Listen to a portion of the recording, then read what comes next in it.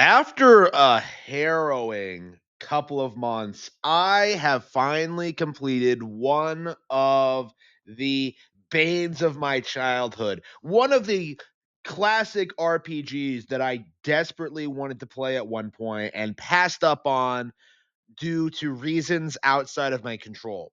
I would have played this game if I had an opportunity to, but I very explicitly remember having the choice between getting this and Fire Emblem Path of Radiance. And considering Path of Radiance was a game that was in Super Smash Bros., considering like all the exposure I had to it over the years, considering how cool it looked and how excited I was for it, and because I knew someone who played the game, I decided to go with Path of Radiance. And considering that game went on to be one of my all-time favorites, I probably made the right decision. Actually, I definitely made the right decision. So, going back and finally having the opportunity to play Tales of Symphonia was a really interesting experience for me because it really did affirm what I felt back then. You know, everything I was hearing about Tales, everything I felt about the game, everything I wanted out of RPGs.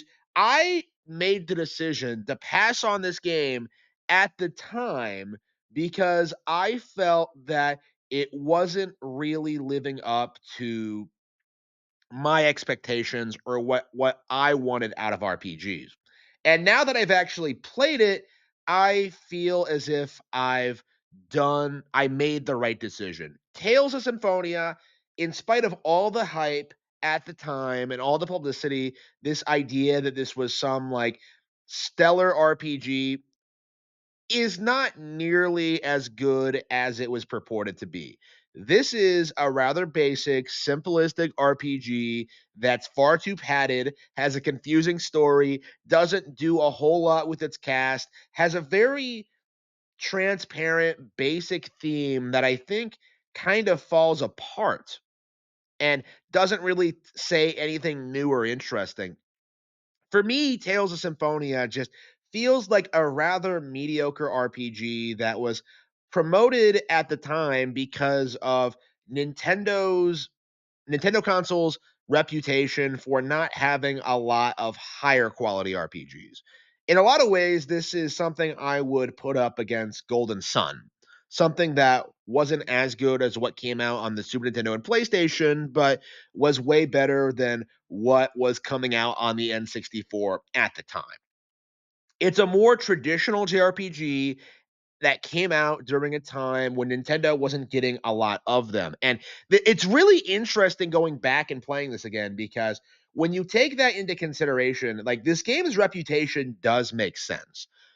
If you had never played a JRPG before, if this was your first exposure to the genre, you very well could find yourself falling into like the world building and the setting and especially the characters. The game has like this really appealing, warm aesthetic.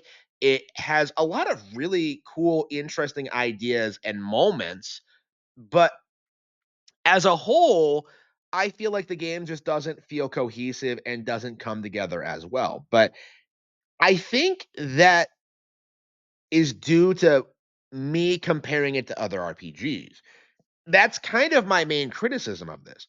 You know, if there are so many better RPGs out there, why exactly would you ever play this one? Like, the only reason I got through this game was because of my history with it and wanting to play it growing up, like considering playing it growing up. You know, if I was a kid playing this, I feel like I would have gotten bored with like the meandering plot.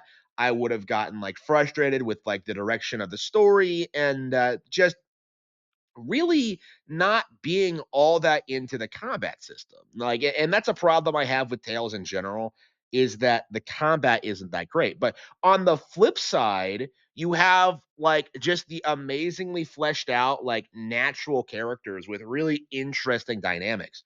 And unfortunately, I don't feel as if Tales of Symphonia has as much effort put into the character writing as something like Tales of Vesperia, which by the way is basically everything this game was hyped up to be and was way better than this in every way, shape, and form. Like, Tales of Symphonia just feels very dated. It does feel kind of stilted. It does feel kind of unnatural. It does feel like it throws all these characters and ideas at you that don't really go anywhere or evolve throughout the adventure. And yeah, there is a lot of side content that you can do to learn more about the characters and the world and the setting. But if you're like me and weren't super invested in what was going on, why exactly would you ever bother with any of it? Like, everything I've done in this game, it just felt super padded. Like, I put, like, about 45 hours into this.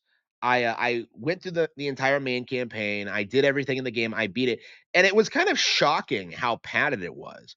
The final dungeon, I think you go into, like, 3 times. Like, I feel like there was no reason why you couldn't just go to the top of the tower and beat the final boss, and in fact, you actually do beat him, go back, do something else, and then like go back and beat him again. Like it all just feels really contrived and just feels like it's desperately trying to pad itself out as long as possible. Like it's not an RPG that really feels well paced.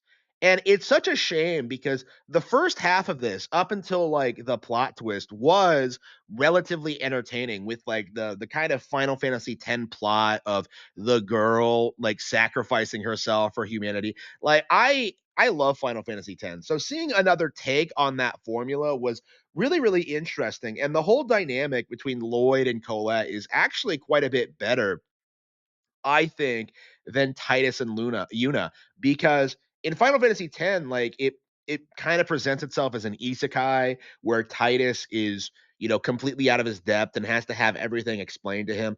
In Tales of Symphonia, it just kind of expects you to put in the work to understand like the settings and the characters. And that's actually one of the things I really appreciate about Tales is that it really respects your intelligence to understand characters, their motivations, and the settings. Like it doesn't really handholds you the way that so many other RPGs do.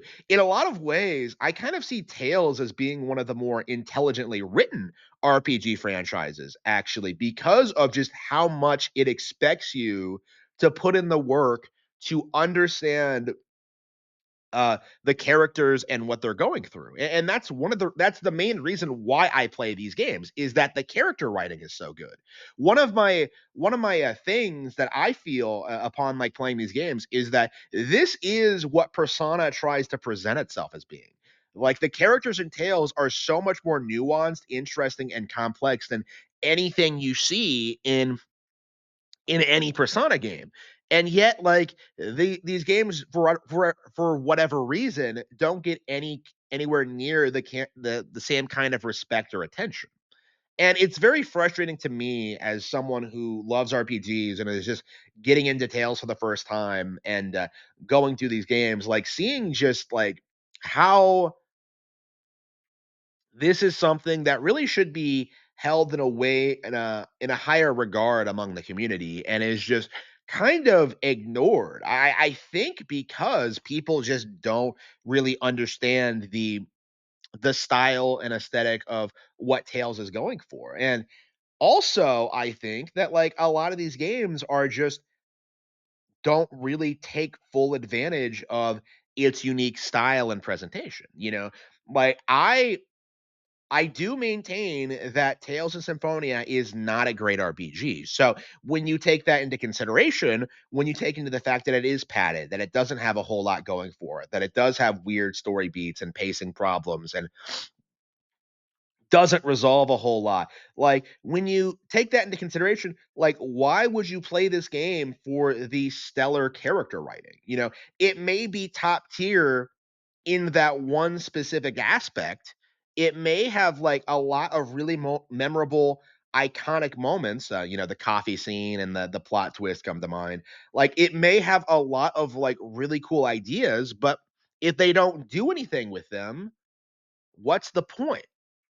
And that's kind of my thinking when finishing this game is that like I really feel as if the developers put a lot of time and effort into fleshing out the setting, the characters, the world, and yet it just doesn't come together into a cohesive, well-produced video game. Like, I feel as if this specific game has a ton of problems that I've never really seen in any other RPG. You know, the padding in particular is just outrageous, and I really don't see why they even had, like, the second half of the game. Like, I feel like after the plot twist, they could have wrapped up the entire plot in 10 hours, have it be, like, cohesive and interesting, like, do more with the established cast. Like, I feel like the characters introduced after that point, except for maybe Zealous, like, just feel kind of superfluous and don't really add a whole lot to the plot. Like, there are so many, like, plot twists and angles that are introduced that don't really go anywhere, you know? Like, there's this system in Telethala where, oh, we discriminate on people based on race, and half elves are at the bottom. Like, we treat them like dirt, and like they don't really do a whole lot with that specific idea. The game has this very anti like racism discrimination message, and it just doesn't really come together all that well, especially when you take into consideration just how the antagonists are, the race being discriminated against. So you're saying that the people who are causing all these problems are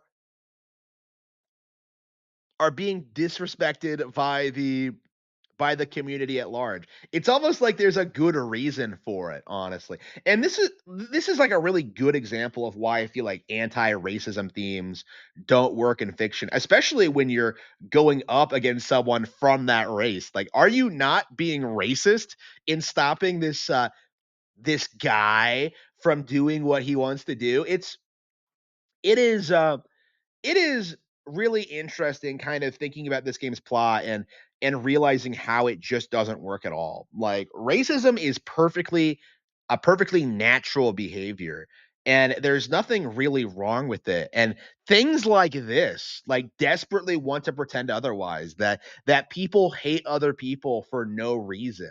Like, oh, what, but even if there is a reason, that means that you shouldn't do anything about it. It's ridiculous. And it really does need to be condemned for what it is just weird, bizarre, woke pandering.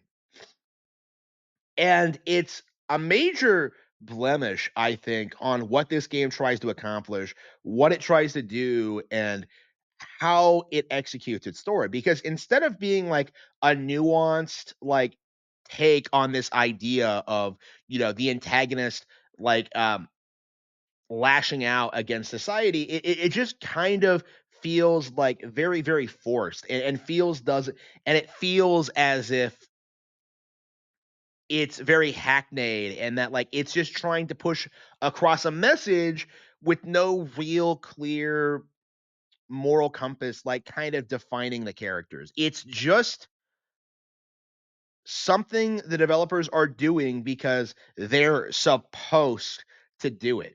Like, it doesn't feel as if they really they really managed to create a setting or a world or a characters that suit the story.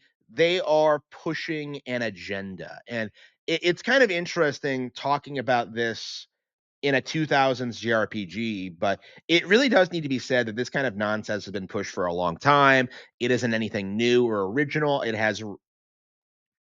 is just a very communistic message, and it does need to be rejected by players, fans, critics, the worldwide. Like, the theme in this game simply doesn't work and needs to be rejected.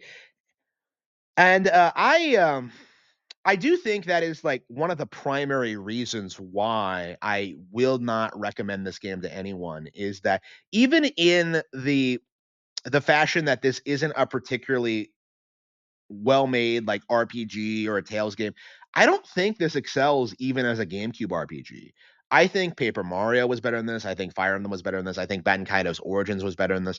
Like, this game had a reputation as being, like, one of the all-time great GameCube RPGs, and honestly, I really don't feel as if it deserved it. Like, as a whole, I found myself, like, kind of bored by the game and everything it tried to do, and felt that it was just a padded, grindy, bloated mess. And at this stage, having played through the game once, I really don't see myself ever coming back to it. This is a game I only played out of morbid curiosity to see like what it turned out to be. And I've loved I love Tales of Vesperia. So the fact that this game was so disappointing is kind of a bummer for me. But I'm optimistic that other later Tales games, hopefully Tales of Graces and Tales of Zillia, will be a lot better. So until next time.